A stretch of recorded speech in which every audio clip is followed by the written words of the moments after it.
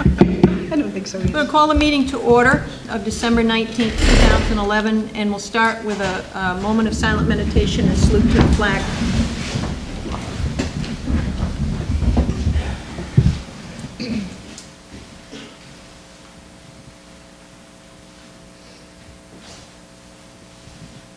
I pledge allegiance to the flag of the United States of America and to the republic for which it stands, one nation, under God, indivisible, with liberty and justice for all.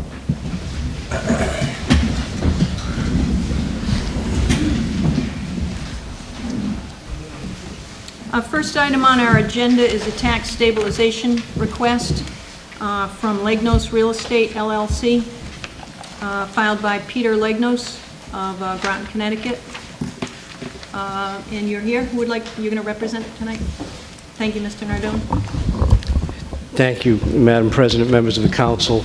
William Nardone on behalf of Peter Legnos and Legnos Real Estate, LBI Corp. I think you're all familiar with the project, having acted favorably on a petition to rezone this particular property, which is located at 50 Chase Hill Road, the former Garrity Industries building, and prior to that, Imperial Wallpaper. The application that we've submitted is in accordance with your tax stabilization policy, and I believe that you'll find the same is complete. We do meet the criteria and the purpose, so we're eligible under your policy. The planned renovations exceed $1 million. It's actually about $1.3 million that we're proposing in renovations, and that's broken down as indicated on the materials submitted with the application. So again, it does meet the criteria. Mr. Legnos is here, and we're available to answer any additional questions that you may have. I think that the policy speaks for itself, and the application speaks for itself, and we would ask you to act favorably on it. Scott, do you have anything you'd like to add? No, well, I know it's supposed to be between February and August of next year. Yes, we have a contract to purchase the property, and as soon as that's completed, we'll begin the renovations. We're in the process of doing some various testing, due diligence, environmental inspections, etc. And I know that according to the stabilization schedule, it's limited to addition or renovation construction, so there's no new construction that you'll be receiving a tax benefit from. No, it's all renovation and rehabilitation. I think that this, from all indications, this is a positive thing for the town of Hopkinton, and I'm interested in what other comments other councilors have. Tom, do you have anything? Nope, I read through all the reports, and seems satisfactory to me. Barbara? Yeah, I have a couple of questions. My understanding is this is going to be for the renovation only, so the existing buildings or structures are taxed at 100% of the assessed value? According to your policy, yes. Yeah, so, They are, so yes. we're only allowing a tax exemption on the renovations specifically. Yes, unfortunately for us. But that's what your policy That's is. okay. I'm more than happy about that. I mean, we love LBI, but we also want our taxes. So We that's my second- understand. That's my second question. The information we have on the taxes by the tax collector, we have it on 12/5, and we have a note says taxes are current, next due is 12/8. We do not have anything that says the taxes have been paid. Perhaps you can... I did not have the opportunity to confirm that today, but we certainly can ensure that if they have not been paid, they will be paid. It's still owned by Shamrock Associates, LLC. They're paying the taxes on the property. Okay, yeah, we just don't have anything that says they were paid. I would assume they are, but we can confirm that one way or another. If you are of a mind to grant this, then you could do that conditional upon confirmation of that, Barbara, if you wanted to. Thank you. Do you have anything else? No, I think I'm fine. Great. Yeah, just, Mr. Nardone, has he closed on the property? Not yet. Oh, okay. It's pending. Oh, okay. All right. When do you anticipate that? All of these processes that we've gone through before the town were conditions of our contract. I would imagine within the next 45 to 60 days. Because I remember the seller was anxious to get things going, I guess. Sellers are always anxious to get things going. But, you know, We are too, though. Yeah. We are too. Yeah. Once all of our conditions have been met. And I notice this is a 4-year schedule of abatement, not 5 as in new, right? Right, yeah, that's what the policy provides for, so that's what we've asked for. Thanks. You all set? All set, thanks. Okay. Yeah, it's nice, the application, other than, you know, finding out about the taxes, the application's complete, and it's actually pretty exciting renovation and work, and the facility itself. I mean, it's a good thing. It's a very good thing for Hopkinton. But, of course, this is a win-win. The town receives taxes of a certain amount. We're going to continue to receive that amount. And you're going to renovate, and you're going to get a tax stabilization. You're going to get an assist to get monies off. But the town won't lose anything. And actually, we're going to win an awful lot with the construction jobs. And if the facility, once it gets going and they hire new people, that'll be great. So it's very good. You got anything else? Anything left? No? Okay. Is there a motion? I'd like to make a motion to approve the request for tax stabilization filed by Peter Legnos, Legnos Real Estate, LLC, as the application is complete and clearance has been given by the building inspector, tax collector, and tax assessor, with the confirmation of taxes paid to date. I'll second that. Any more discussion? All in favor? Aye. Aye. I think it was unanimous. Thank you very much. Thank you very much. Thanks. Thank you. Okay, next up is the amendment to the growth management ordinance. I need to make a decision on this. Frank, do you have anything? I think this is relatively simple, but I don't know if anybody, No, good. comment? Yeah. I don't think so. I don't have anything. Scott? Okay. We pretty much discussed it last time. Yep. Is there a motion? Motion to approve the ordinance and amendment of Chapter 159 Growth Management Ordinance.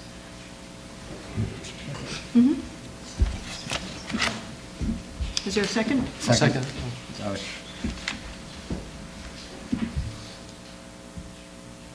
Do you want to, everyone, okay, all right. It's the winner. Okay, thank you. I was going to leave it up to you. All in favor? Aye. Okay. Next up, Spicer Marketplace. We have before us, we're going to make a decision, but I want to let everybody know that so far to date, we've had our hearing. We've had 2 hearings. This was the second one with a change. And we've already closed that. Tonight we hopefully will make our decision, and hopefully the council, I think, is probably knows individually which way they want to go. So, Scott, you have anything? Do you want to start? I'd like to move that we approve the ordinance amendment so that we can then do discussion. Is that acceptable to you? Mm-hmm. Right. I move that we approve the ordinance amendment proposed by Spicer Marketplace LLC, amending Chapter 134 of the Town of Hopkinton zoning ordinance and the future land use map of the Town of Hopkinton, Rhode Island Comprehensive Community Plan to change from RFR 80, commercial special and neighborhood business, to commercial. Those certain parcels of land identified as Assessors Plat 25, lots 256, 257, 258, and 259, which property is otherwise known as 206 and 208 Main Street. The current use of the property is as a gas station convenience store, and the proposed use is the same, except that this amendment will permit the operation of a drive-through coffee window on the property. The plans submitted also call for renovation of the existing building within the existing footprint of the current building on the site. The council finds that the proposed amendment is consistent with the town's comprehensive plan, bears a reasonable relationship to the public health, safety, and welfare, and is in the best interests of the community based on the following. The Planning Board has recommended approval of the requested change in an extremely detailed and thorough decision that addresses appropriate land use, conformance with comprehensive plan, and many other issues of concern. The proposed change is consistent with the authority reserved to the council under the comprehensive plan to identify those areas in town where a commercial use such as this proposed use is appropriate, particularly in an area such as this where the commercial use of the property has been long-standing and where there are a mix of directly abutting lots that create a haphazard land use situation rather than a cohesive one. Channeling commercial uses into areas that are already being used in this manner serves the best interests of the town of Hopkinton while preserving the character of the town and protecting the environment. This proposed zone change accomplishes all of these goals. It also supports the goal of economic development in an area ideally suited to this use and ensures that the property will continue to be utilized productively and to the benefit of the people of the town of Hopkinton. I therefore move approval of the ordinance change as proposed by the applicants with the following conditions. 1, all 4 lots shall merge as one single lot. 2, the only allowed use of the property shall be its current use as a gas station and convenience store with the addition of a drive-through window as proposed. 3, the existing gas station will remain a legal non-conforming use and will be subject to the laws, rules, and regulations that apply to legal non-conforming uses. 4, the building on the site shall not be allowed to exceed 1 story. 5, all exterior lighting shall be updated to follow our dark sky lighting ordinance. And 6, all design standards as set by the planning board shall be followed. I'll second that motion. Discussion? Scott, do you have any? Yes, I am opposed to this change. I think that we have a responsibility to work with business in town, but I think there are some legitimate concerns that were brought up in testimony based upon the history of that whole area and region. I think that if you look at the town of Hopkinton currently, we only have 1 drive-through, which is at Dunkin' Donuts, which is up the road, which isn't a shopping plaza. And in the village of Ashaway, currently, there's only 2 places to buy gas, either Valero, which is across from the fire station, and also at the Spicer site. So you're combining 2 activities which draws a lot of traffic. Number 1, a drive-through, which will be the only second one in town, and also gasoline, which people use every day when they drive. And I am concerned about also in the future, you're going to have other businesses that will also want drive-throughs. And I do think, and I've mentioned it in comments previously, my concern about Franklin Street and Granite Street and Wesley, how that develops, it certainly wouldn't happen overnight. But that area is where business would develop, and I think it's, I think a lot of people in town would prefer the current scheme where you have a combination of houses and businesses. Similar to the northern part of town and the whole valley area, we have businesses and homes, and also that section of Ashaway. I think that the public, from my impression, does not support that zone change. I think the councilman has to take that into account. I think we have a responsibility to work with current businesses, but I do have a concern about also other drive-thrus in the future, and especially on the main highway like Route 3, and listen to other arguments and concerns that the council has. Tom? Not at this time. Barbara? Yes. I do. The decision before us is very difficult. It is about the vision we have for our homes, our town, our community. We are going to anger one or another. This is one of those areas where we have no choice.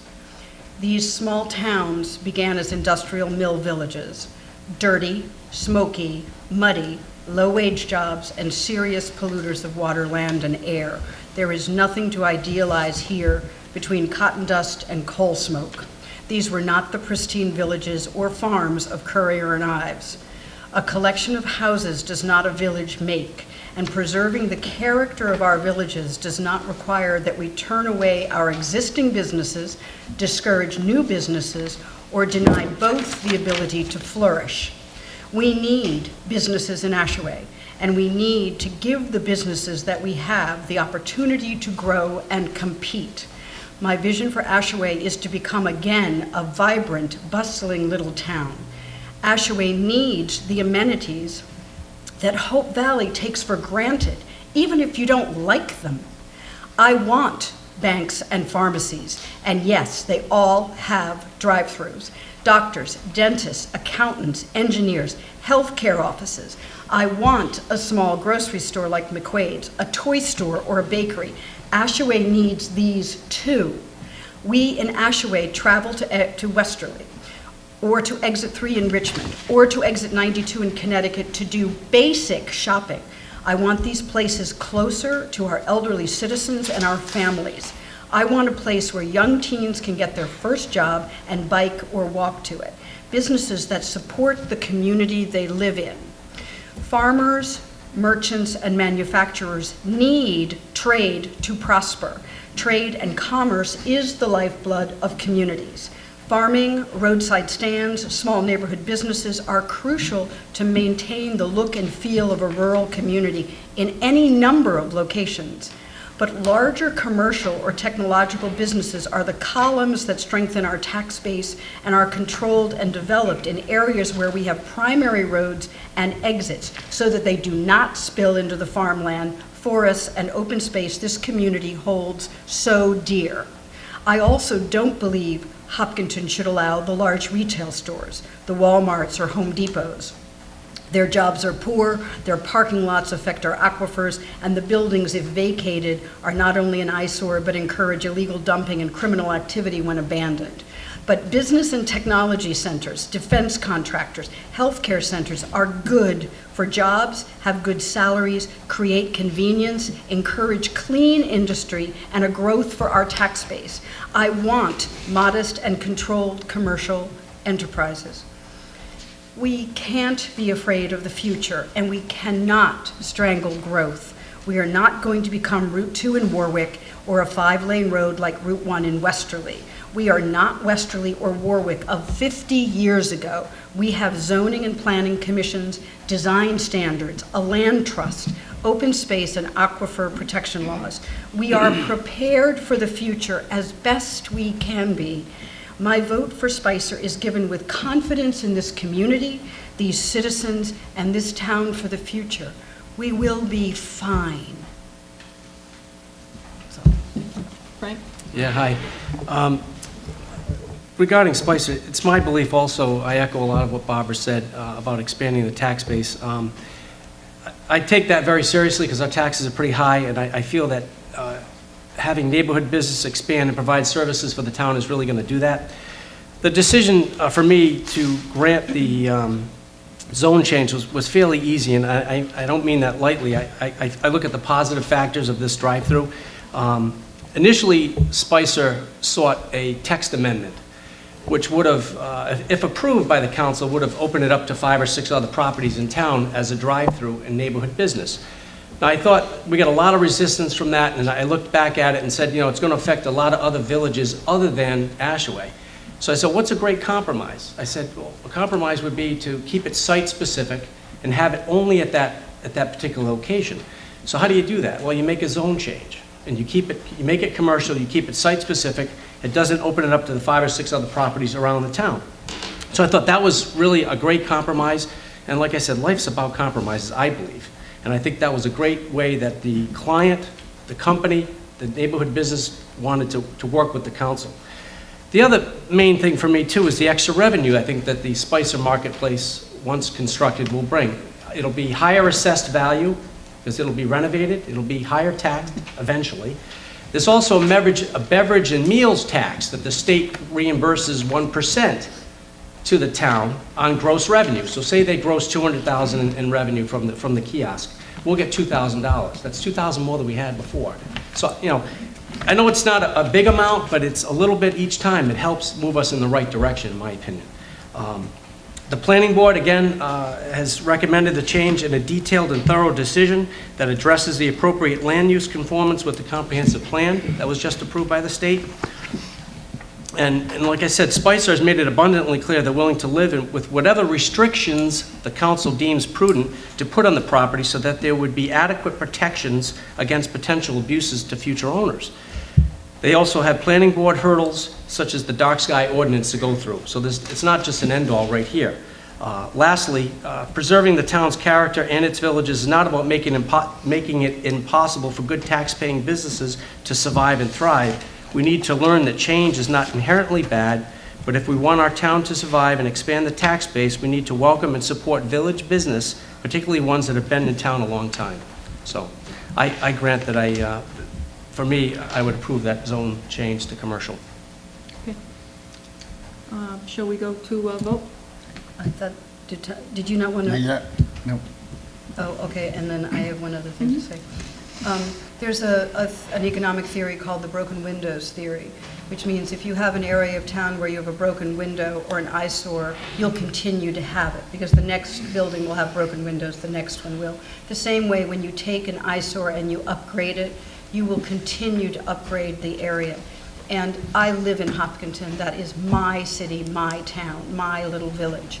And I would love to see it, as Mr. Kennedy has stated, where it was a vibrant, bustling town with many little businesses. We are just strangling the towns. Thank you, Mr. Kennedy. That's all. Any more discussion? Yeah, I just want to say, there's no prohibition about people upgrading that property. I think the issue is what functions you can do with that property, and I think things such as a drive-through are a concern, because we can take lessons from other communities. And as far as the comment is site-specific, all property owners can come to this council and have a site-specific proposal for their piece of property. And the council would behoove the council to be able to explain why something is site-specific in one area, maybe not another. And I understand what you said about doing the whole thing through the town. But in working with business, you've got to also try to be reasonably fair, you know, so it's only a matter of time that other places will want a drive-through. As far as, I don't consider it the same thing as a Dunkin' Donuts. That's like in a shopping plaza. And I would like to see a bank, and I would like to see a drugstore in some of the amenities. One of the things that's worked against Ashaway is its proximity to Westerly, 3 or 4 miles, while Hope Valley is a number of miles, several miles from Westerly, and the Hope Valley, Wyoming, which is on the Richmond side, is basically one community, although technically in 2 towns. But I'd listen to other comments. Okay. All in favor? Aye. Aye. Those opposed? No? Aye. No. Well, so there's 3 opposed and 2 in favor. I'd like to make a motion. Go ahead. I move that we deny the petition proposed by Spicer Marketplace LLC to amend Chapter 134 of the Town of Hopkinton zoning ordinance and the future land use map of the Town of Hopkinton and the comprehensive community plan to change from RFR 80 commercial special to neighborhood business to commercial. Those certain parcels of land identified as Assessors Plat 25, lots 256, 257, 258, and 259, which property is otherwise known as 206 and 208 Main Street. The current use of the property is a gas station, convenience store, and the proposed use is the same, except that this amendment will permit the operation of a drive-through coffee window on the property. The council finds that the proposed amendment is not consistent with the town's comprehensive plan, nor does it bear a reasonable relationship to the public health, safety, and welfare, and is not in the best interest of the community based on the following. The proposed amendments to the zoning map to change AP 25 lots 256, 257, 258, and 259 to commercial are inconsistent with the surrounding zoning. The applicant, Spicer Marketplace LLC, provided to the town of Hopkinton a list of 14 property owners within 200 feet of their subject properties. From this list, only one Assessor Plat 25 Lot 299A is zoned commercial special, and the majority of the 14 are zoned residential, R1 and RFR 80. 2, the proposed amendments are inconsistent with the zoning ordinance dimensional requirements. Chapter 134, Section 6 requires commercial zones to be a minimum of 60,000 square feet in area. However, the combined area of the Assessors Plat 25, lots 256, 257, 258, and 259 is 47,171 square feet. Approval of the requested amendments would result in the creation of a commercial zone 12,829 square feet smaller than Section 6 of the ordinance requires. No new commercial use zone should be smaller than 60,000 square feet minimum specified in Section 6. Also, footnote in the dimensional requirements require any commercial building to be 100 feet from residential boundary line where Lot 259 is zoned neighborhood business. There is no such requirement. Section 3 of the town zoning ordinance says, no building, structure, or land located within the town of Hopkinton shall be used, and no building, structure, or part thereof shall be erected, constructed, reconstructed, moved, structurally altered unless in conformity with the provisions of this ordinance. Approving the requested amendments would result in a commercial zone that has less area than the required minimum area of a commercial zone. That is inconsistent with Section 3 of the zoning ordinance because it would not be in conformity with the provisions of the ordinance. The requested change to commercial in order to allow a drive-up window in the village of Asbury would likely cause traffic backup onto Route 3. Traffic in and out of the proposed site may reach one or more vehicles per minute, and intensity that can cause backups. Michael Desmond, VP of Bryant Associates, registered professional engineer in Rhode Island, witnesses for Spicer, prepared the traffic study and testified the development as proposed would generate a total of 218 additional vehicles in a 4-hour AM peak, or 54.5 vehicles per hour for 4 hours. The subject property is located in a wellhead protection area in a primary aquifer protection zone. The town supports restrictions imposed on potential polluting land uses over groundwater reservoirs, such as gasoline stations. Page 20, 210, Hopkinton, 2010, Hopkinton Comprehensive Plan. Unchecked commercial activities such as leaking underwater ground storage tanks and unreported spills of petroleum products are threats to the town's natural resources. No abutters or any Hopkinton property owners at the hearing spoke in favor of the amendments. Only the applicants and the applicant's witnesses spoke in favor. The villages of Hopkinton are the cultural and historic centers of the community. Redevelopment of these villages threaten the integrity of the historic growth patterns and architectural styles of the villages. Page 26, 2010 Comprehensive Plan. The proposed amendments will not promote conservation of the town's major natural features and its traditional rural character. Page 20, Hopkinton Comprehensive Plan Goal 2.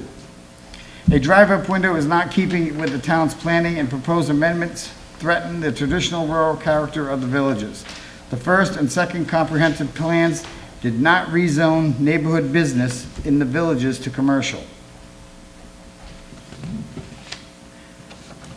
The proposed amendments are inconsistent with the town's intent to establish development standards within the zoning regulations to preserve the existing character of the villages and rural areas in town.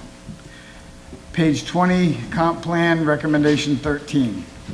The proposed renovations to the structure, improvements to the subject properties, merging of all 4 lots, and demolition or removal of the multifamily residence will not expand the town's tax base and will instead lower the property taxes from where it is currently paid.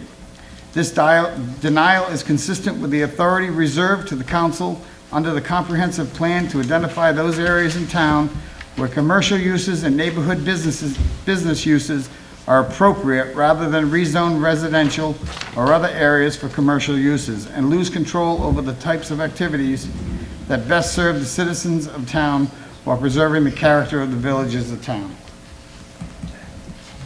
Is there a second I seconded it. discussion? Frank? No, I just think it conforms to the comprehensive plan, Tom, but, the state put forward, but, Depends how you look at it. yeah. But one of the things you had talked about was... Oh, wait a minute, let Frank finish. Yeah, so I think it does, I mean, obviously, planning board thinks it does, the planner, so I have to assume that it is, so. That was just approved by the state, and I think that was identified with that plan as commercial. It'll be I mean, let's face it, the highest and best use of that property, it's on Route 3. It's commercial. I don't care what you call it. It's on a main road. That's how I see it, but, obviously you see it a little differently, so that's how I feel. Did you say the state approved this plan? No, the Spacer? comprehensive community Okay. plan. Yeah. So, Barbara? I respectfully disagree strongly. There is no way around that. I live in a little town that's dying, has no businesses, has very few, has a brick oven, a Main Street pizza, has a liquor store. I basically get coffee and liquor guys in Ashaway, and I can get food on occasion. There's nothing else there. There is nothing on Route 3 except food, coffee, and booze. I want a pharmacy and a bank, which will demand a drive-through, or we will never have them. I want the grocery store that my citizens in Ashaway say they want. They are not in Hope Valley, they are in Ashaway, and they have to drive 10 or 15 minutes, and when you're 82 years old, that's a real difficulty. This is ridiculous. That's all. Okay. Tom? Okay, Frank, as far as you said that it would increase the taxes, I checked with the tax assessor. It would actually, once the demolition of the two-story house next door is demolished, it would actually decrease the taxes by $1,200 and yeah, but how do you some know odd what the new dollars. assessment's going to be? She figured out I gave her a copy of all the stuff that we were given to them, and I said, with your best guess estimate. Well, it's an estimate, yeah. Right. So's the estimate that you gave for the income. Well, Hold it is, Oh, but Wait, one at a time. So, I mean, it is an estimate on your part. But it's more that- money than Wait, we'll wait, have before. Let's not have that Yeah. go on. You say what you want, and then we'll take turns. The other thing is, if we rezone this, my concern, and a very legitimate concern, I've lived here all my life. I've lived in Ashaway all my life. I mean, I grew up with the Maroons. I used to go there and get gas to go mow lawns. If we do change this over to commercial, and they want to compete with the business up the street, which is Dunkin' Donuts, when theoretically they should be competing with Valero, the other gas station convenience store. We give them the drive-through, now they're going to be, they got an advantage over Valero. Now Valero's going to come back and say, hey, you gave it to them. I want to rezone my property, and I want a drive-through. And maybe Honeydew is going to go in there. And I just see this as a stepping stone of creation. I mean, I'm not that old, but I remember Granite Street, like Scott had said. He's older than I am. She reminded me. Of what Granite Street looked like when I was a kid with Burger Chef and stuff. And I'm not against development. I got on this council for economic development, but my sights are for exit 1 and exit 2. Right now, all of us are concentrating on exit 1. And I would love to have Bess Eaton back in town. But I just think at that location, it jeopardizes plans for down the road. as That's, far as Valero, though, I mean... Wait a minute, we're going to take turns here, and then you can respond. Are you done? I guess for now. Scott? I'm pretty much taken care of. I did grow up in Ashaway. I do go to Spicer, and I will continue to go to Spicer, but I do have concerns about the drive-through, and there's no prohibition about people updating their property, but once you make a decision, even if it's site-specific, with a drive-through, if somebody else comes in, you're going to better come up with a very good reason why you're going to grant them a drive-through. And I would like to see a bank and a drugstore, as I stated earlier, but I think probably in a plaza would be more acceptable, like the one up to where the Dunkin' Donuts is. where a lot of those activities are contained in a large area. But that's, Okay. I have to point out that this property, this particular site, back in 1986, a different Hopkinton Town Council permitted the business, the Maroons that were there, to make some changes. But the decision, as we found out from a 2009, there was a 2009 letter that was reported by at the hearing by Brad, the zoning official, that back in 1986, the council had made a decision about that property, and they granted them a zone change, and it was conditioned on a variety of hoops they had to go through, and one of them was that if they didn't do this and pretty much do that development that they wanted to do, the zone would revert back. And so it should have reverted back to residential because they did not do that within a year. The reason it didn't is the town missed it. And when it went from council to council and the council did a comprehensive plan, no one remembered, knew, clerks had changed, it didn't happen. If it had happened properly and the error had been, there had never been an error, that property would today be residential. The area is residential. We can't do much about that mistake at the moment, but all I can say is if it had been caught, the future land use map, the zoning maps would look a little different. What I'd like to say is, as far as banks or drive-ups or stores, we want a variety of things, and we hope that they go at exit 1. That was the plan. That's been the plan for years, from everything I've read, that's the place where drive-ups are likely to go. We have drive-ups that are available or that are allowed in the town, provided they're in a commercial area. I don't see that as a commercial area. When I look around, I see, and I look at the zoning map, I see residential areas. The taxes, as Tom pointed out, would go down. Even for some strange reason, it didn't. They're not gonna change. But I go with what the tax assessor, our tax assessor, says something. I have to assume that she knows what she's doing. That's why she's there. It was interesting when you mentioned something about a broken window theory.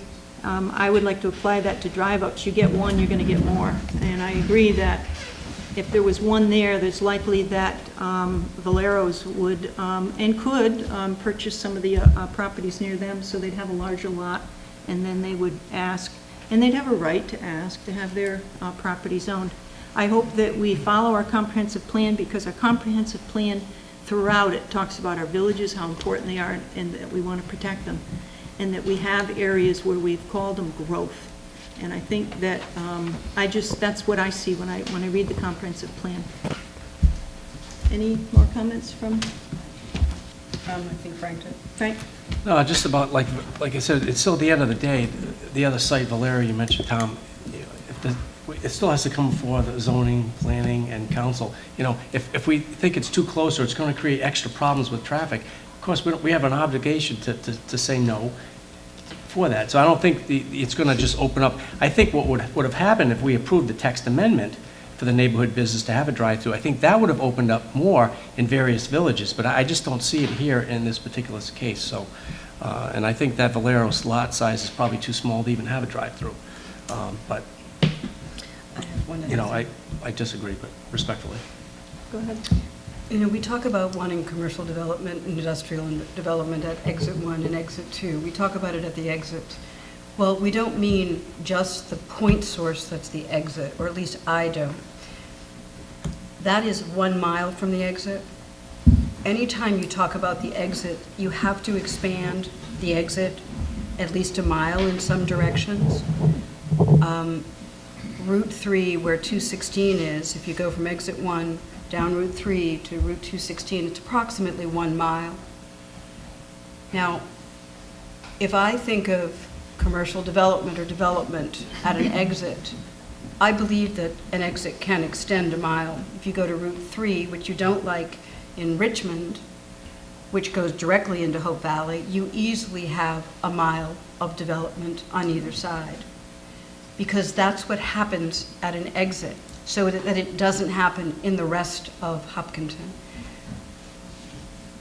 To be so narrow in your scope and your vision, and without looking at the 21st century and moving this town forward with strength and with profitability and with vital, bustling stores and office development, is to strangle Ashaway, let alone Hopkinton, because you will not have the tax bases. It's very unfortunate. Any more discussion? Yes. Barbara, when you sat on the Exit 1 committee, growth was, if I remember my correction, memory serves me correctly, was to the top of that little knoll just past the farm, the horse farm. There was a knoll that went down, and that's where that growth stopped. No, I have to say, mixed-use village, which is stores and villages, went all the way down Route 1. It went all the way down to where the houses began. It was all That's of that right. property that's done. We need to stick to the rule and let someone finish and then we'll go back. But that's where that had stopped. It was Don Delbane's house, the yellow house on the left, and Corey's on the other. That's not into the village of Ashaway. I remember sitting at some of those meetings, and that's where the people thought that that's where it should stop. And that first section before Corey's on the right, left-hand side, I'm sorry, was supposed to be mixed-use village, where you would have a combination of stores and everything. But it was not to be encroached upon into the village part of But then you Ashaway. went into neighborhood business, which is the part of Ashland. We need to let someone finish and then you can have at it.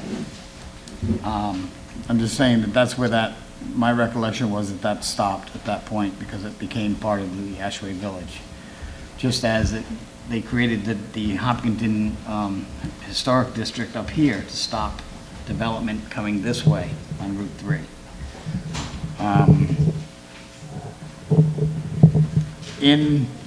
There was an application to the planning board from Dunkin' Donuts at the corner of Egypt Street and Route 3, right next to Valero, opposite the No one. place that we're ruling on tonight.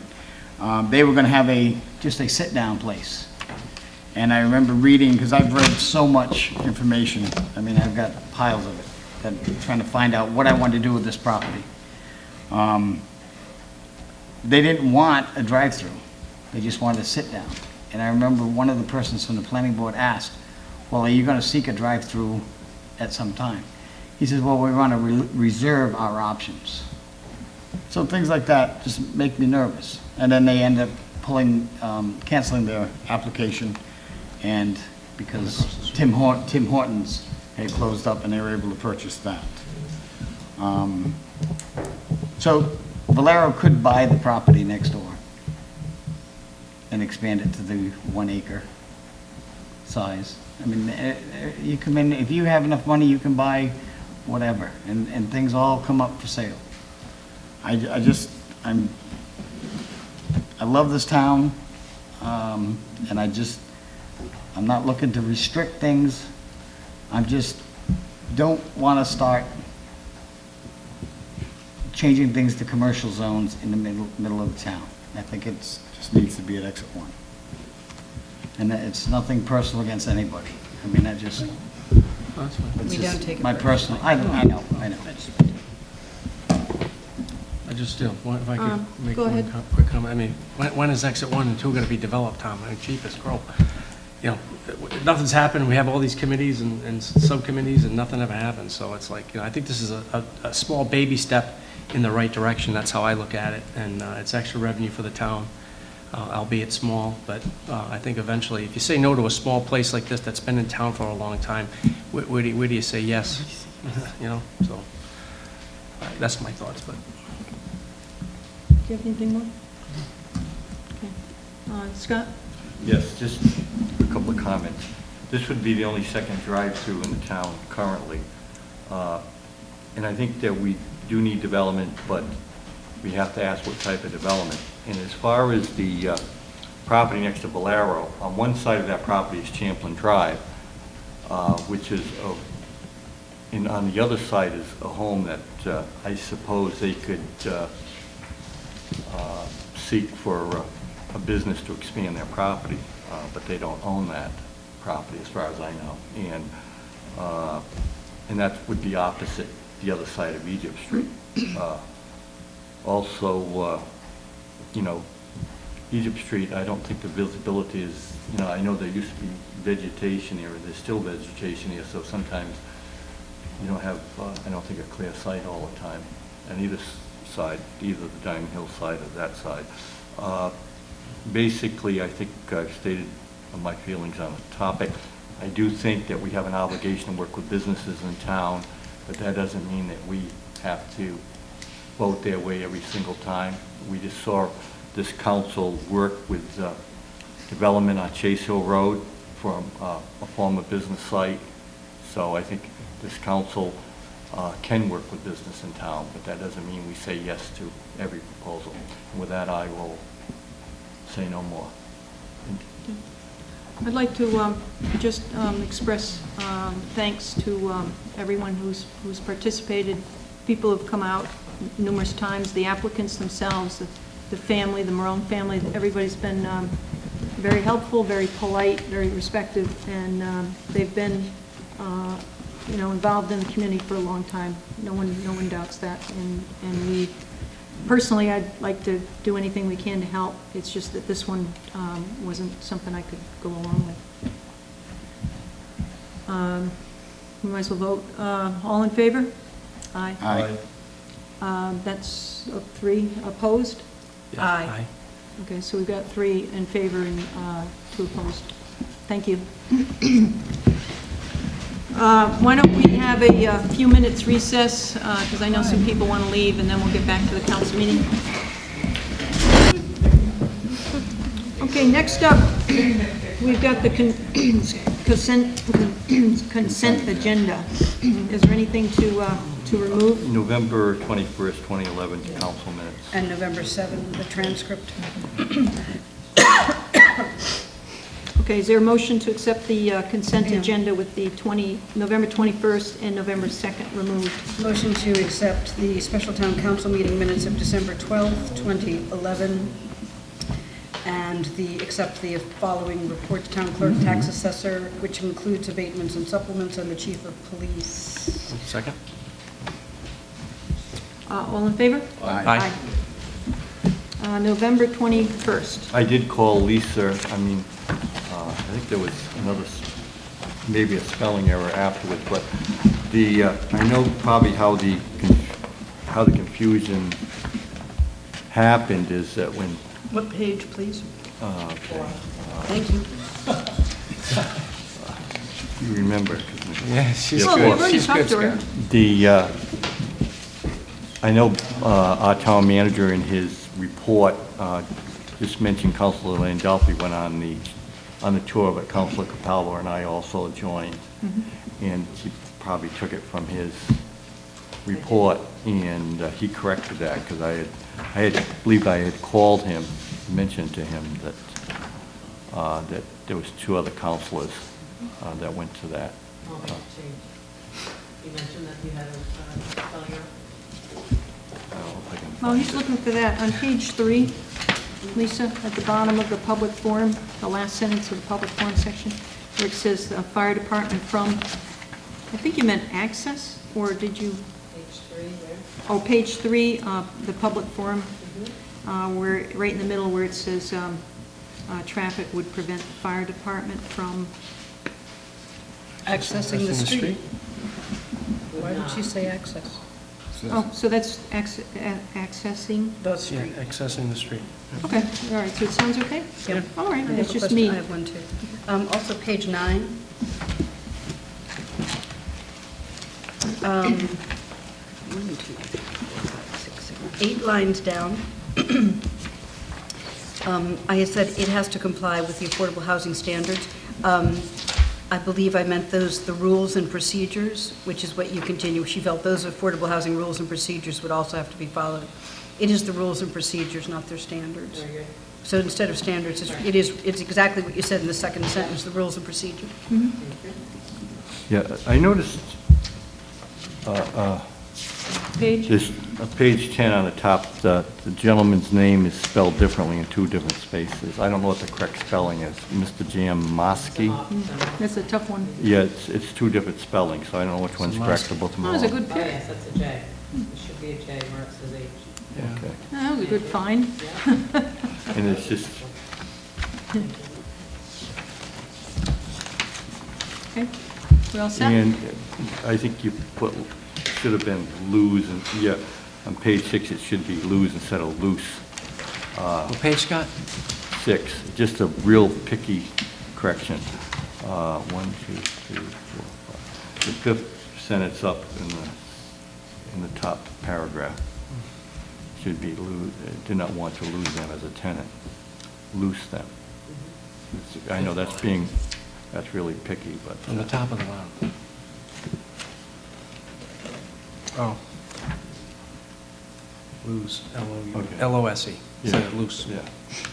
I know it's being picky, but I wanted to correct the See, one it's on Lisa. that trip that we made, Uh, that Councilor Capalbo and I were also there. First paragraph, 5 from the bottom.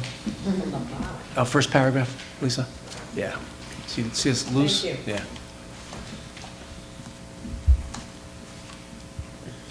Is there anything else?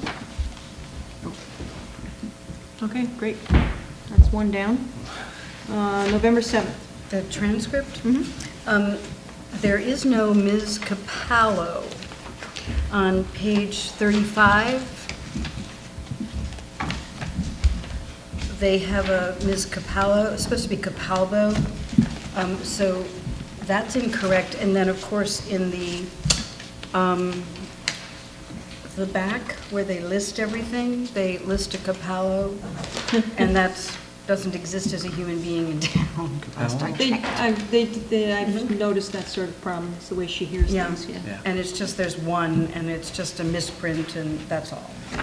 But I know they have to be pretty particular on these things. But you'd like them to spell your name? Oh, yeah. Yeah. Anything else? No.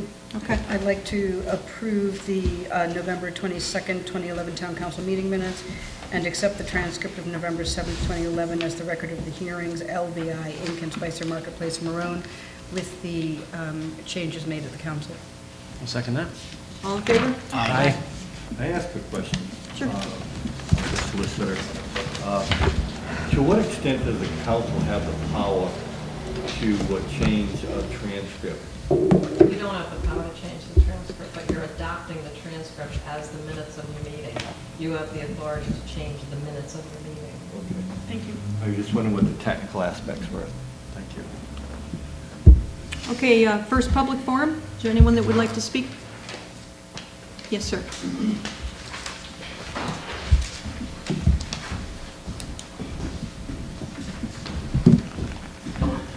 My name's Todd Spizzato. I live at 129 North Road.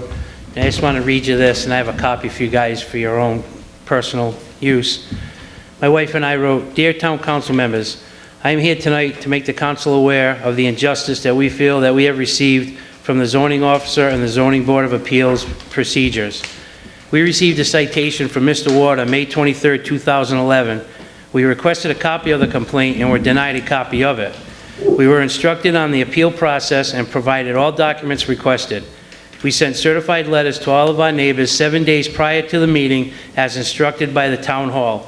And we were told that the instructions were wrong and had to send them again at our expense at over $135. Attending the meeting in October, there were over 40 taxpayers expressed their opinions. The meeting concluded with us being asked to have the State of Rhode Island veterinarian, Dr. Scott Marshall, to attend the next meeting so Mr. Ward could cross-examine Dr. Marshall on the letter he sent to the Zoning Board of Appeals. Also, a simple sketch was asked for from member Dan Harrington to be provided to show how our property was set up. On December 15, 2011, we arrived at the meeting. State Veterinarian Dr. Scott Marshall and DEM Officer Liz Peterman appeared voluntarily to testify, and we also brought the sketch of the property that Board Member Daniel Harrington asked for. Immediately before the continuation of the hearing, an attorney stood up and said he was there to represent our neighbor, Amber Preston. He indicated that his client was unavailable for the meeting because of her work schedule. Over our objection and the objection of our attorney, the zoning board apparently, because their solicitor told them to, granted Amber's request for continuance to January 19, 2012. While we have not seen a copy of the written complaint, we now assume that the original complainant is in fact our neighbor, Amber Preston. Amber Preston has filed at least a dozen complaints with the Hopkinton Police, Hopkinton Dog Warden, Hopkinton Zoning Officer, and the Rhode Island Department of Environmental Management in the 3.5 years that we have lived there. And not one of these complaints have resulted in finding of any wrongdoing on our part.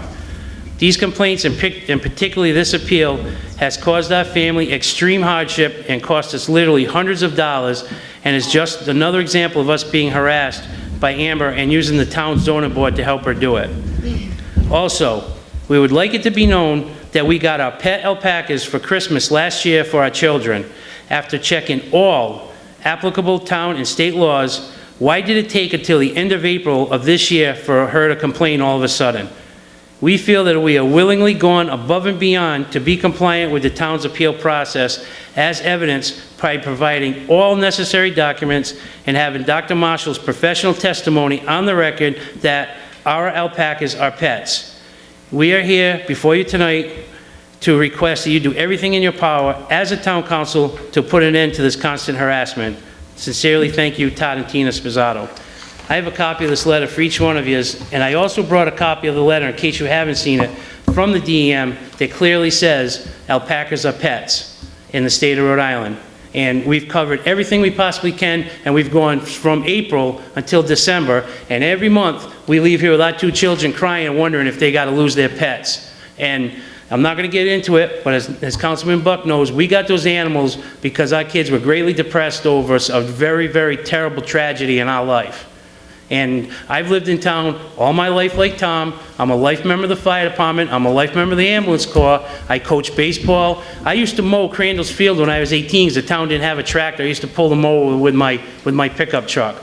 I'm deeply rooted in this town. When we decided to buy a house, the foreclosure thing was running rampant in the country, and we decided to stay in Hopkinton. So I am asking my fellow townspeople for a little bit of help here, because we can't take much more of this. And that's all I have to say. Thank you. Thank you. You want one?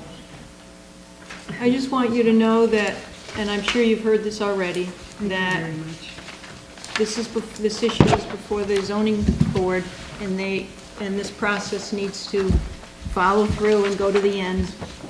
And there isn't anything that we can do, but we can listen and read your information. But we all have to wait for them to make their decision. So then, my point is, let's get to it, You got another letter from the DEM? Yep. There's You another got two? No, this one I have, it's that one. Thank you very much. Yeah. Lisa, let's give it to Would you Lisa. She can make like to copies set? for us. Shoot, I think he's got copies. I have copies of everything. Oh, we don't all have copies of this DEM letter. Keep going. Okay. I was gonna say, I thought he had them. One for Scott, one for me. He's got one. Okay, we're all set. Okay? Thank you. Thank you very much. Is there anyone else that would like to speak under public forum? Okay. Next up, Council President's report. All I wanted to report is what we've already known, but we want to put it in the record and say congratulations to the Charahoe football team. That was unbelievable. Down to the wire. Yeah, that was 1 point, quite wasn't it? remarkable. 1 point, yeah, that was amazing. Division two. Very exciting, and so they're the champs. I know the cross-country team did very well, so there's a lot of positive things at Charahoe. Okay, next up, Town Manager's report. Thank you. Early December, I met with the Finance Director, Laura Kenyon, and David Palmer, the next police chief at the Crandall House. He signed a conditional offer of employment and received numerous other employment documents for his review and signature. He's to be sworn in front of the town council on January 3rd, and his first day of work will be Monday, January 9th. December 7th, I met with Detective Ryan Percival of the Police Department, and we reviewed the status of the recruit selection process to ensure that all applications, testing, background investigations, and final interviews were in place to ensure the placement of police candidates, if warranted, for the next Municipal Police Academy that begins on January 9th in 2012.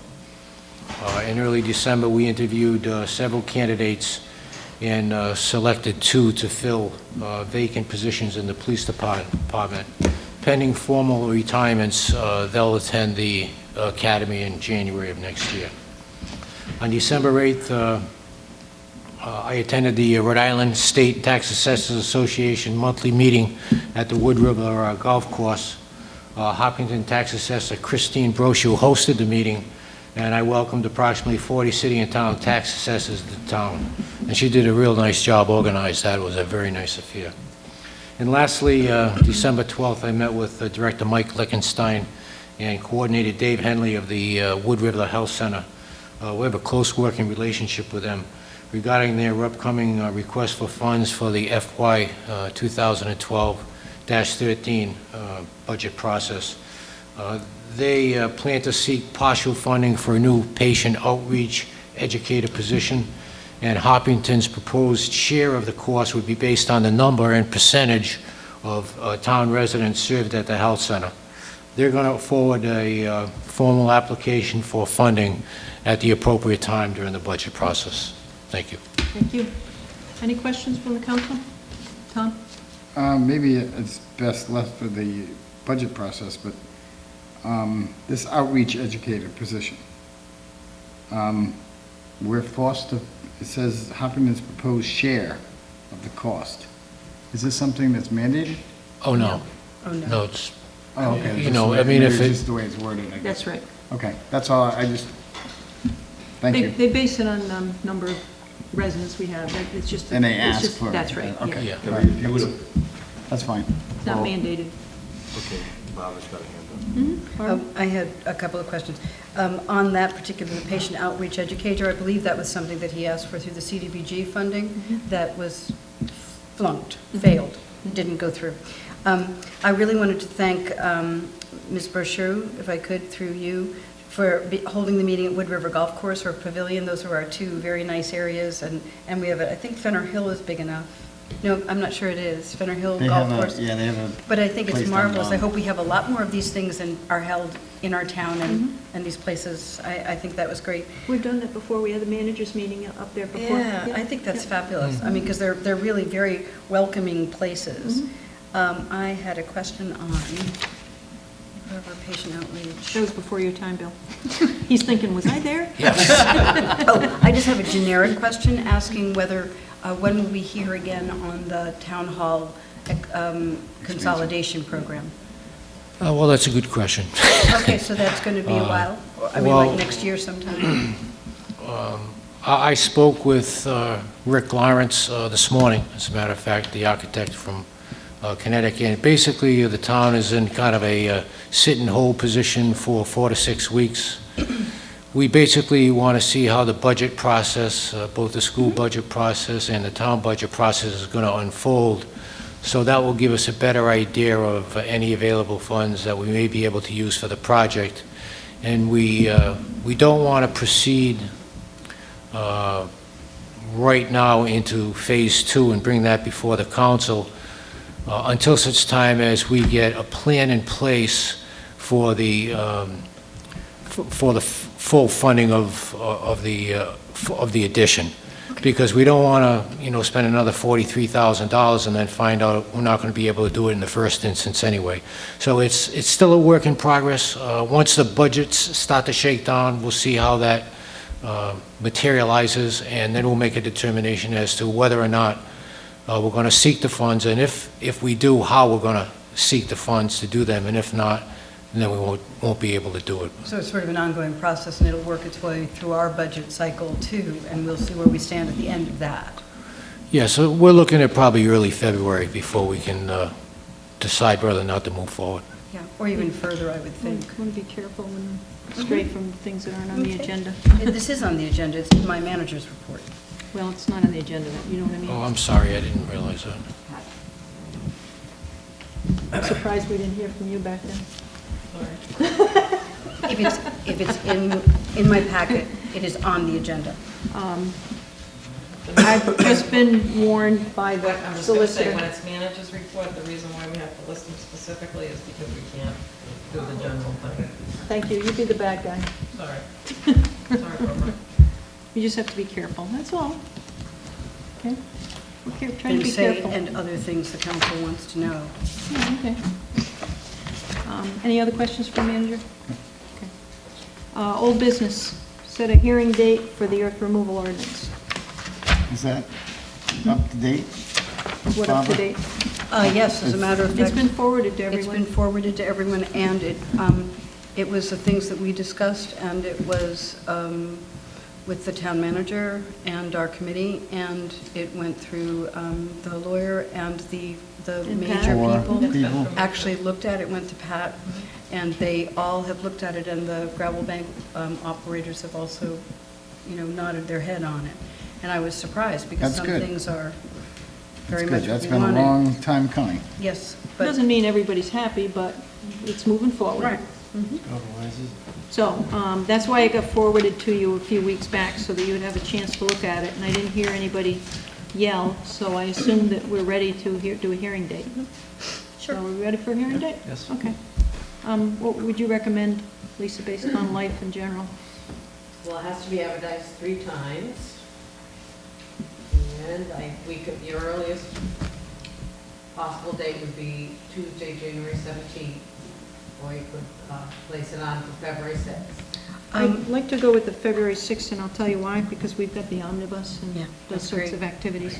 Okay, so February, what was it? February Sixth. 6th. 6th, okay. I will be out of town January 8th through the 15th, so that works very well for me too, thank you. And, of course, that'll give you time to notify the parties that were always interested, and they can be notified again? Okay. Good. Next up, new business, Crandall Field tree donation. Counselor. Yes, we had a woman called Mary Sawyer asking to donate a tree to Crandall Field, and then I worked with her. Her name is Nancy Lanfear. She and her family actually babysat for the Crandalls as well. And we have donated, my family and Ms. Lamfear's family have donated a total of 3 Stewardia pseudocamellias over by the duck ponds, which is by the river birches, which we're hoping will eventually be a picnic area. But Ms. Lamfear sent the following note. Dear Barbara, thank you for the work you've done to support our gift of a tree in memory of our parent and grandparents, Grant W. and Eleanor H. Perrin. They each were well-known members of the community of Ashway, a volunteer fireman and a teacher. They carried out these roles over their lifetime in a passionate and loving way. The gift of the Stewardia tree near the duck pond of the Ashway Recreational Park, lovingly given by the following: Nancy Perrin Lamfear, Robert F. Lamfear, Ann Tulinsef, Ilaria Crow, Noah and Mason Lamfear, Bruce P. Lamfear, Nancy E. Lamfear, Rachel, Ella, and Martha Lamfear, Sandra Lamfear Kraus, Paul Kraus, Alexander and Matthew Kraus, Richard and Karen Perrin, who are Ashaway residents, and Barbara Perrin Wells and Roger Wells. Take care and be well, Nancy P. Lamfear. I also sent a note to the town.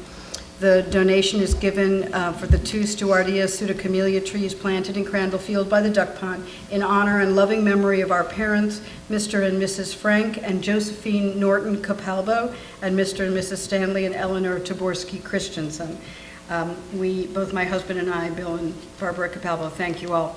We are going to be adding, we hope, some more trees to Crandall Field, and it is a lovely gift if any family thinks of doing it. We want to do a run of ash trees over by the playground to give shade, but people are now asking about this, and we do have rules and policies for it. But it was just really lovely when Mrs. Lampier called, and she was, a member of the town, and that was just marvelous. What is the Would you- cost? The cost depends. We usually get them at net cost from either two nurseries that are in Rhode Island, Stewart Nurseries, or en route to Shartner Farms Nurseries. They have to be, we choose the tree, we choose the size as a town, because we do not want, for instance, nut trees, because they are projectiles when you mow. So there are very specific trees that we want in different areas to develop different areas. So we have been working on it, but we have and we do not allow anyone who donates a tree to put anything in the ground or on the tree. You may have it in a council meeting minute, you may have it in the meeting minutes of the town, but you may not put anything on the tree or in the ground, because they are effectively a danger to maintenance. Not Would to you mention the believe- tree may die, and if it dies, it dies. Could you do something for me? Would you, I'd like very much to see whatever the policies are, Sure. so we could look at it. Oh, that'd be great. Because I'd love to know Yeah. what's okay and what isn't okay. Right, and we really determine, because we know that the playground inspectors have said they need shade on the playground. Well, we don't have any trees there, so we'd like to put a row of, and I've been researching it, the ash, because it's a strong trunk that goes up like this. You don't want, for instance, in a playground, limbs going over so that they drop, anywhere near the Kids children. may want them, but Oh, yeah, wrong. So we have very specific ideas. There are some areas of Crandall we've thought about, because they're wetlands, of making them an official nature wetland and planting them as such, so we don't have to, mainly so we don't have to mow it, because it's very difficult to get the mowing in there. We added the willows a couple of years ago so that we could suck up water and the mowers would have a better job. But it's a lovely way to add to the town, and it was just really sweet. Is it the same tree, Barbara, that you planted before? No, we have different trees. We have now added to What was the one you Crandall. planted last year? We planted, last year was the Copper Beech, the American Copper Copper Beech, Beech. that's right. That was for the citizens of Hopkinton. We have planted the maple run back that was down, because it died, they were old. The maple run is back. Ginkgos, the river birch, willows. We also have a purple beech in the back, a tiny one, it's a small one. But the trees have to start at 10 or 12 feet, because we want people to play in our field. It is not a walking park. People play touch football. So the trees have to be big enough that they don't cause damage. They have to be strong enough to take over, with small children, who are actually the worst, I might add. They have a tendency to peel bark and be charming. I would like to comment that But especially there are trees we will not do, because they will be either thorny, which is a very big difficulty, and especially there's beautiful oak trees or chestnuts, but they're nuts, and they are just projectiles when you mow. And they can really injure, so those are kind of banned. I would like to say that it's a good gesture from Bill and yourself to make that donation in the town in memory of your parents, or honor of your parents. I would say that for somebody that grew up in Ashaway, that Grant and Eleanor Perrin, Grant Perrin was for decades one of the assistant fire chiefs of the Ashaway Fire Department. And I remember him, smoking a cigar, and quite a Ashaway personality, and his father was very involved in the Boy Scout movement, Earl Pop Perrin. And Eleanor Hoxie Perrin, she came from Charlestown, and originally, and she for many decades was one of the longest serving teachers at the Ashaway Elementary School. So the Perrins are, there's so many Perrins, I don't know them all, but I did know Grant and Eleanor. And my husband's parents, No, I didn't. my husband's parents, the Capaldos, owned and ran Meadowbrook Inn in Charleston.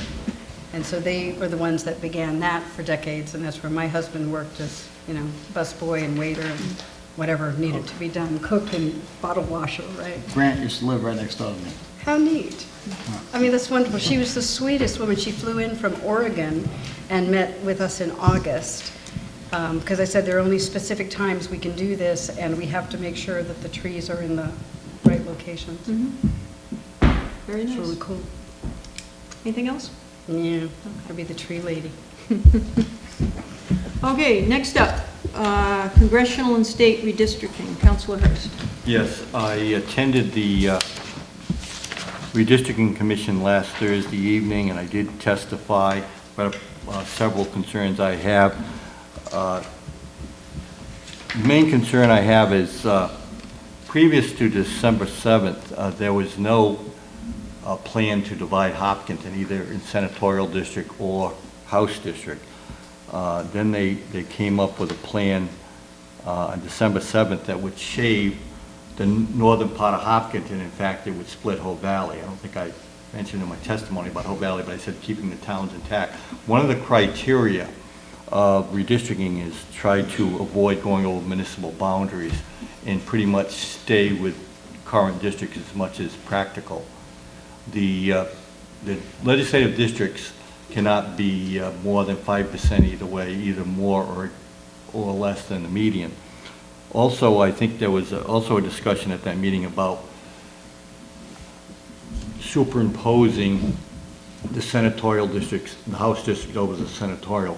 Now, it couldn't be exact because there's 38 senatorial districts and 75, and obviously that wouldn't make sense mathematically, but that's a concern. What it would do to Hopkinton, it actually would move us more into the plan that's more likely to be voted on tonight, would move Hopkinton more into Westerly.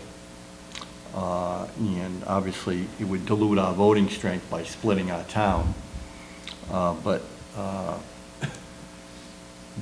the House District 38, which we currently are, the northern part would be part of House District 39, and the proposal that's likely to pass. It would split up Hope Valley, and I found it interesting when you look at the plan.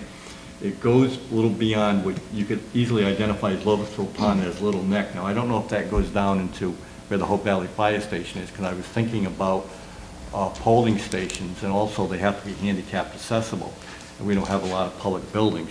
Also, I knew there was a discussion in town about merging and only having 2 voting districts, and we've had 3.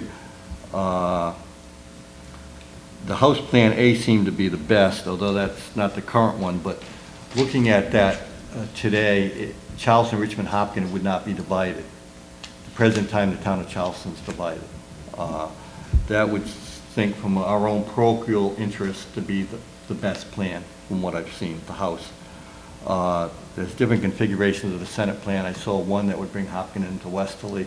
I don't know if that's, one that would be done seriously. But I think that we should really wait and see what they adopt and at least take a stand. I'm realistic to realize that whatever stand this council takes, it's probably not going to have any influence, but we should probably take a stand. I don't think that we should cut Hopkinton up if it's not necessary, and it looks like it's doable. And I'm sure the reapportionment plan is not going to be voted unanimously, because for whatever interest, whether it be parochial interests or political interests, they will not be passed unanimously. The congressional districts, and just to give you a little history, the congressional districts in Rhode Island have always been, the state has been split up right down the middle from north to south. That's even happened in the 1800s. We used to have an eastern and western district. Of course, we were the western district. And then, except a short period in the early 20th century when we had 3 members of Congress, which Providence had domination. It's really interesting how Providence, or certain people, are interested in having Providence dominate the district. But I just wanted to bring that up. I did mention to Joyce Smith today, sent her a couple letters. You got the reply from Senator Ma that's on the commission. But I do ask it to be on the next council. We should have, at that time, what the redistricting commission voted on. We could probably craft a letter. Not that it's going to have any clout at all, but at least logically, I think we should take a stand. These boundary lines are good for 10 years. Good. So, But if they're voting tonight, is it voting and it's permanent? no, the redistricting commission only makes a recommendation to the General Assembly. They still have to be adopted by the General Assembly. I think, and I also suggested in my testimony, and some of the stuff I told you tonight I didn't include, they should have an independent, because one of the things apparently they did was they included current legislators' addresses. And no seat belongs to any politician, it's whatever the voters at any particular time choose. And I think there was one other thing I mentioned, I'm trying to remember. My testimony, I know that was one of them. And, Well, it would be helpful if there's any information, any additional information that you think we should have, get to us. You know, get it to Lisa, and she'll get it in our packet if there's anything else you want us to have. I have a question. Yes. I just have a question for Lisa. How does that affect the polling places, or does it affect the polling places? Well, my concern mirrors what Council first said, is as far as we don't have a lot of places to choose from that one can hold a lot of people in that are handicap accessible. And the Rhode Island Board of Elections wanted to resubmit the legislation that they submitted last year to remove the cap of 1,900 voters per polling place, so that we could potentially have split the town into two districts, to have one district vote at the Hope Valley Elementary School and one district vote at the Ashway Elementary School. Other than that, we were going to push the lines around once we learned what the redistricting was going to happen by the board of canvassers, because last year's legislation did not pass. My fear is if we have an additional representative district, we are allowed to combine polling places if there is no, if you're only under one senatorial and congressional district. If we have two, I fear, or representative, sorry. I fear that we will not be able to be allowed, and I fear that that's going to affect our budget, because I'm going to have to go along for that. So That's what I the thought. budgets won't go down. They'll That's stay why I asked. consistent or go up. The potential exists that they could potentially at Hope Valley Elementary School have two voting districts in that one area, but you still have to put the poll workers Separately. So you're still paying for the estate for double the poll workers, because they would have to be separate, and you still have to have workers that'd be separate for each line. So I'm discouraged. I was asked by, well, it was suggested to me by the Board of Elections that perhaps I should send a letter, but if Representative Kennedy, who testified, doesn't have the clout, I didn't think I would also have the clout of being merely a town clerk. I don't believe I would have the clout, and I think they're going to vote what they're going to vote, and it doesn't matter what I say. It does, however, affect us on budget. Yes, Okay, that's what I thought. I think so. But we may be able to use Hope Valley and split it. I'm hoping that they, but I can say that, Exactly. but I still have to get permission from the Board of Elections to Right. do so. So. This hasn't been voted on yet, though, right? So no, it's going to be in January. That's why I think the next council meeting we have to really move. I think in Exeter, they've had two districts in the same building. The thing is, if you look at the line, I think it even, people in Spring Street and Hope Valley, and I only saw a small piece of it, I didn't see the large map. It looks like some people in Spring Street, or a lot of Spring Street, would be on two different representative districts, and that's one of the big, it's like a little neck, so like I said, the Hope Valley Fire Station actually might be in it. I'm not sure, because I haven't seen the whole map, but you can see Dye Hill Road in it, and the northern part of Hopkinton put in with Richmond and Exeter and maybe Charleston. I think that, not that I have any clout up there, but I think the Plan A seems to be the best. All the Charahoe towns wouldn't be split, but we'll see what happens. But I think we should take a stand, whatever. And I've been trying to keep the council abreast of what I've been up to. But the real warning sign came on December 7th, when I noticed that Hopkinton would be divided for the House Representative District. Thank you for keeping an eye on that Okay. for us. Thank you, Scott. Next up, public forum. Is there anyone who would like to speak at the last public forum? Yes.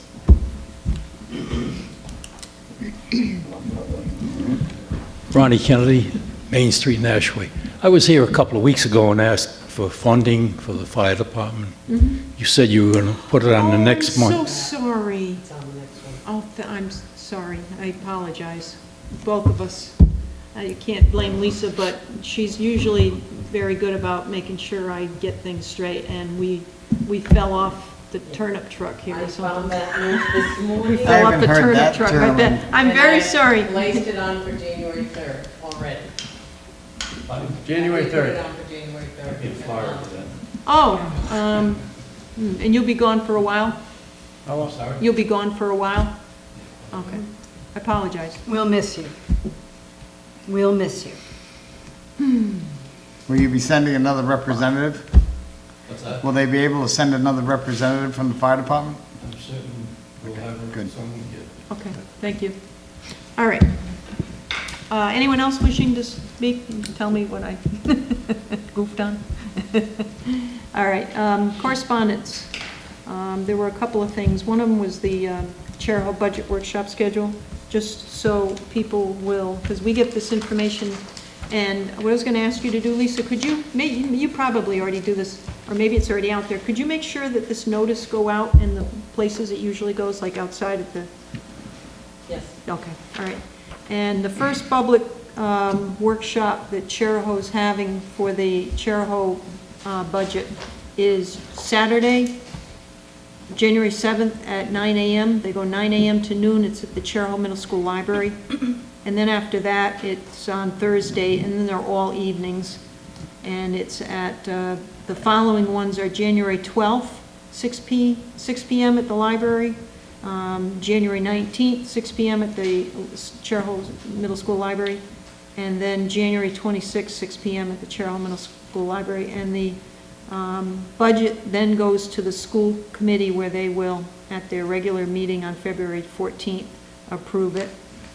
And then it goes to the annual district, meeting, the budget hearing. Oh, I don't think they call it. Yeah, they do, public hearing. That's March 6th. And the vote, they adopt it on March 13th, and then it goes for a budget referendum on April 10th. So it's that time of year again. That's all. We're going to start. Any comments on any event? No. Okay. And Cheraho's been good in the past. They provide the town, I forget, maybe two copies of the document they end up with. So we do end up with one of those, the full budget proposal at the town hall. The second thing that was on that I put on was the Blue Pond update, and then of course the good news was in the paper tonight. And rather than me bother to go on, Harvey, would you like to report, or you want me to just read your report from the minutes? Update to the update. Sure, please, come right up. I'll let you do the good news. Not everybody gets the paper. And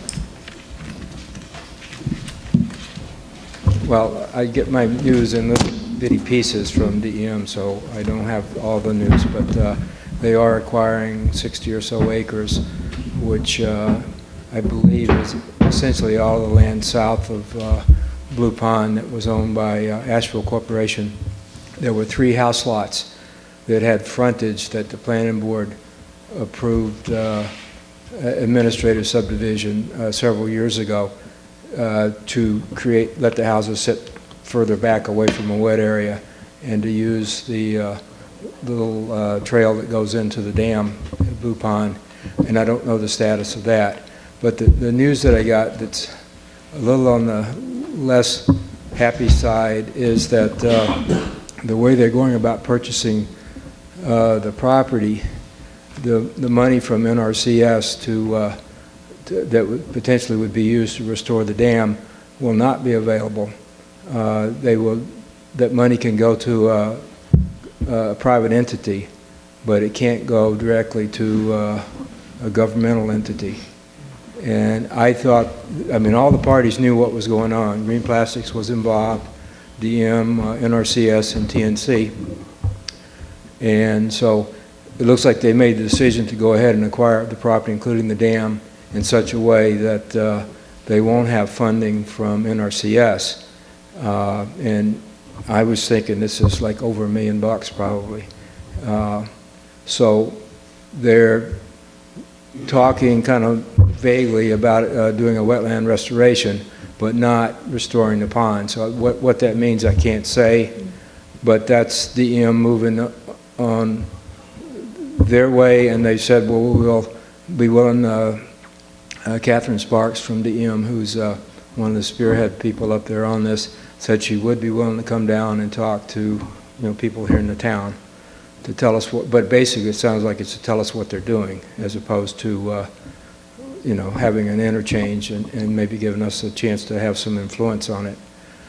But in the big picture, they are acquiring land around the pond that could potentially have been developed. It's just it's a very nice area to have the land acquired and kind of finish that area off right there. It's very logical to have it done, so we should be happy with that. But anyway, that's as much as I know right now. Howard, to fix the dam, I thought it was like 100,000, no? Yeah. I have never, 4 or 5 years ago, I was given a number of over $1 million, and that was just somebody's number from some kind of conversation they have with somebody that has some know-how. Oh, but is the grant 100,000? Was the grant 100,000? I can't remember. What was the grant? How much was the grant amount? I'm not sure what grant. There's no grant involved with Blue Pond as far as. I thought you said for the renovation of the dam. I thought you mentioned something like that. Money is available under a federal Department of Agriculture Wetlands Reserve Program to create and protect the wetland that was Blue Pond. And that money is available not to governments, basically. So I knew all parties involved. I thought they'd do whatever the deal that they needed to do to maybe not take possession of the dam at this time, or something. I mean, it seems like they could have made something happen if that had been their goal. So let me just make sure I understand. So they're going to buy the land around south of what used to be Blue Pond. And the dam also. And the dam, but they're not going to put the dam back because they don't have the million to do that.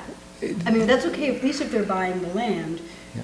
And it includes where the dam was, but at the moment they're not putting the dam back, and it's maybe just for the moment until something else occurs? They're doing what I would want them to do anyway. They're going to do a study to see what is optimum from, they're managing it, their Fish and Wildlife Division is managing that property around there now. So that's obviously that use of fish and wildlife would be high on their list, I'm pretty certain.